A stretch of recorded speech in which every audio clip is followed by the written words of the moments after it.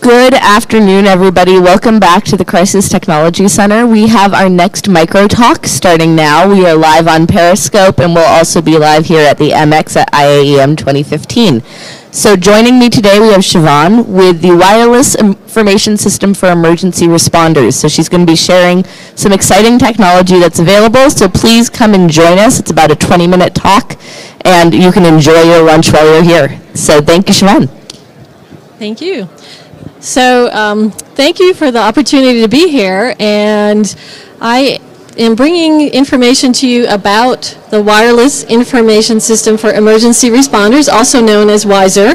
WISER was developed by the National Library of Medicine, and in the National Library of Medicine there is a division, Disaster Health Information, that focuses on disaster medicine and public health and organizing the information around those topics and making it usable for emergency responders, emergency managers, first receivers. So what I have opened up here on the computer is the web version of WISER. And WISER is a tool to use in response to incidents. So you can use it as a planning tool, but and we would want you to, of course, go in and explore it and understand how to use it ahead of a response incident, but it was developed to be used in response to biological, chemical, and radiological incidents. And it provides information on how to treat protective equipment, personal protective equipment to wear, where to evacuate people from, things like that. So I'm going to run through it a little bit here for you, and then I'm going to talk a little bit about the concept of a digital go bag. So when you come to WISER, if you're interested, there's a handout you can pull up that will have some of this information on it. There's some on the desk here. The first thing when you go to WISER is to set your current profile. And so it defaults to first responder, but we're going to go down to preparedness planner. And you'll see that the page will change a little bit. So we have a few more tabs here on the page. All of the information, no matter what you set your profile to, the information is all within WISER, but as a planner, you might be more interested, it highlights the information that we think that you might want to have to take a look at first. So you'll see on this page that there's things, how to create a planning document and how to prepare your team. So that if you click on those, what you'll see, again, we're a library, we're organizing information in usable ways for you. So if you take a look at, and it's going to take, internet here is a little bit slow, it'll pull up different resources for you. As you go down here along the side, you'll see different topics come up, and as you click on them, different kinds of links to information created by reliable resources that will help you in planning for a CBRN type of incident. But what I really want to talk a little bit more about, I just don't want you to miss those. I want you to talk about today the known substances and the help identify chemical sections on WISER. So WISER can be downloaded completely to a laptop, or it can be downloaded to a smart device, and it's a standalone device when you do that. So if you're in the middle of an incident and the internet goes down, you will have access to everything except for one component, which is a mapping component. So it's really important when you're looking at your apps, as you know, to understand, do I need internet or not? And when you download WISER, you don't need the internet. So first we're going to take a look at the known substances section. And if there's an incident that has occurred, you can come and you know what the biological material or the chemical is. You can come in directly here to this section and we'll search and take a look at one specific chemical. But I want to show you, we're looking at all of the chemicals right now, or all of the substances, and you can see there's over 5,000 substances in here. So if I limit it to biologicals, there's 30 biologicals. So if we go in, for example, we're all a little bit worried about Ebola.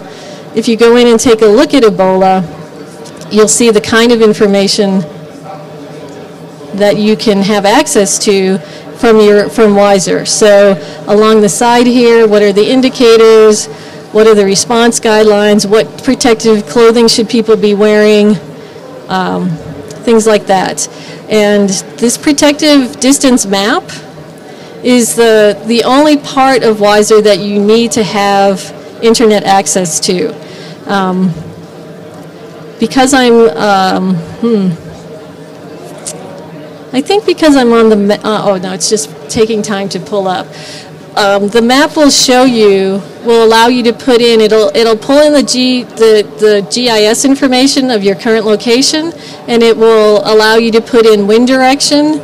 Was it a small spill, or in the case of Ebola, I'm not sure what it will ask you, but if in a chemical, was it a small spill or a large spill? And then it will overlay a map that will tell you where you should be evacuating, where you should be wearing that personal protective equipment. So I'm not going to wait for the map to come up. I'm going to go back here to chemicals. And while that's coming up, I wanted to talk a little bit about the way that Wiser was developed to get all this information into it. Is we took a lot of different tools that are already out there in existence. For example, the ERG is in here.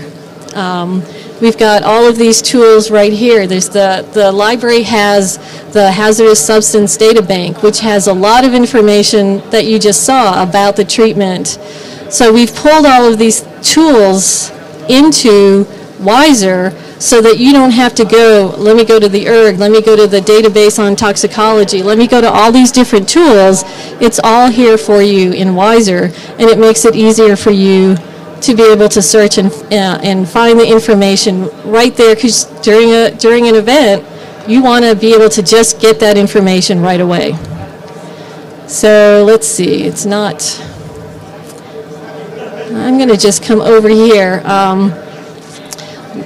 On the home page, one of the things that you saw, that this is what you can do when you know the substance, but sometimes you don't know. Like there might be a truck that spilled something on the highway, and you don't know what that substance was. So you can come to the Help Identify section, and in there you can start to input some of these properties. And what I'm afraid of is that I've lost internet. But let's see. Oh, here we go. Whew. So we're just going to play around, because that's the fun thing to do. I just can say that this is a liquid. I'm going to add it to the right-hand side of my properties, and it's going to pull over. And you can see the number 296, which means that in this database, there are 296 substances that are identified as liquid. And it's still thinking.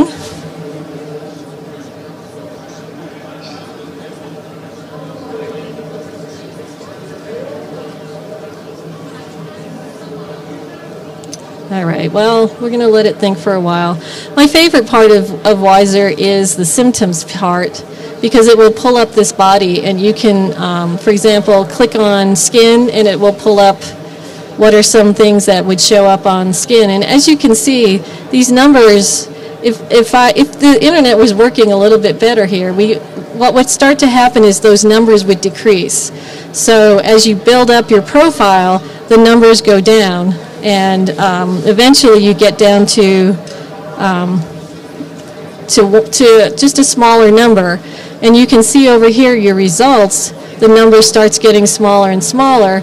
And if I kept doing this, I would come up with an idea of what this might be, and then click on it, and it would take me back to that section that I showed you initially, which then has the information about how to respond, how to treat the PPE, things like that.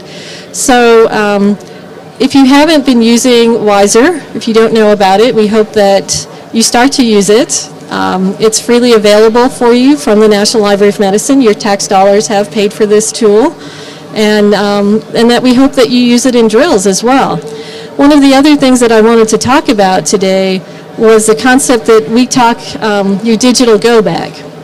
So on our, there's these cards also, please pick them up, the link to our website. So we have a website where these tools Wiser. We also have one for mass casualty chemical events and radiological events, Wiser Chem and REM.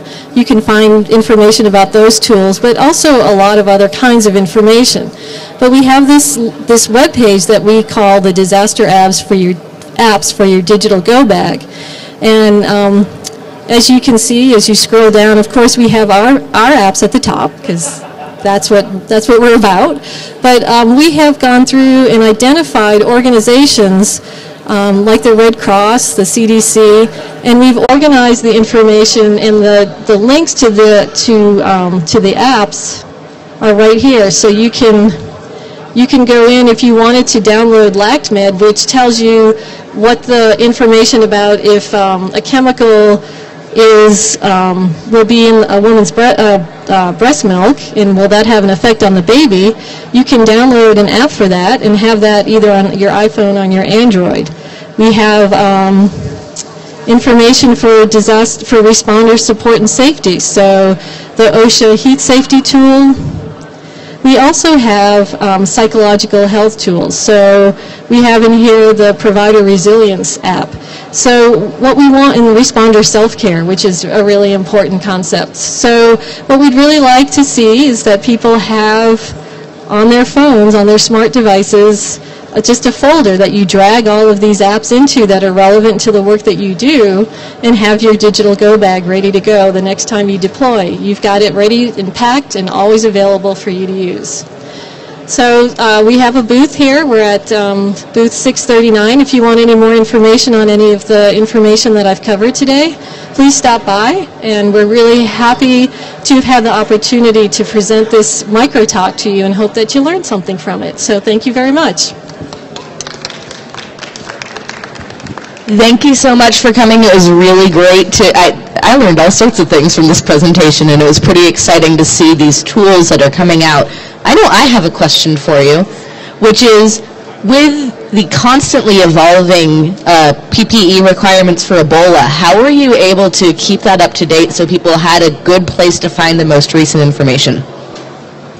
Yeah, that's a great question. So, that's our job. All we do all day long is look for information. And so I spend, 6 hours a day online, on RSS feeds, on listservs, on websites, looking for that kind of information. We actually have someone in our office who is using Second Life to create a training for hospitals on how to drill for personal protective equipment for an Ebola event. So the hospitals, there's 5 hospitals, I think, in the Bethesda area that have a partnership together, and they're using Second Life to drill, and we've created the tool. And so, yes, we have subject matter experts at the library. It's not just librarians. In fact, the person who's doing this, Victor, is a computer scientist. And he works with people that we also contract with that have the latest information on what that PPE should be, because yes, it is constantly evolving. And that's why, we take pride in the fact that as the National Library of Medicine, that's our job, is to stay up to date with the information. So thank you for asking that question. It was exciting to have a good question. Any other questions from the audience we'd like to ask?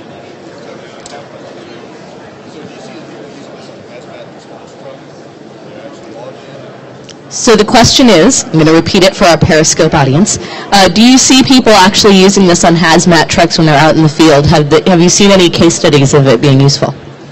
So yes, so I personally haven't, but our subject matter expert, actually we work very closely with the emergency response team, and we get information from them all the time saying, this is what we want, this is what you're missing. And yes, we have hundreds of thousands of downloads of Wiser, so we know that it's being used, and we work with the people across the country who are our pilot studies. We don't release a new update to Wiser until we've been told by the responders that it's good and good to go. So yes. Anything else?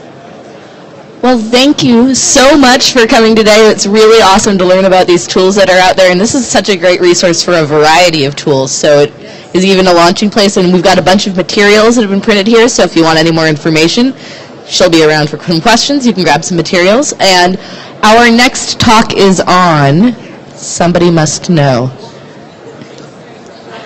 I should have looked it up before. Drones. Drones. You know you want to know about drones. Or excuse me, UAVs. We'll go unmanned aerial vehicles, whatever we're calling them today. So if you want to hear about drones, be here during the afternoon break in between sessions, and we will have an excellent speaker. Thank you all very much. Have a good afternoon.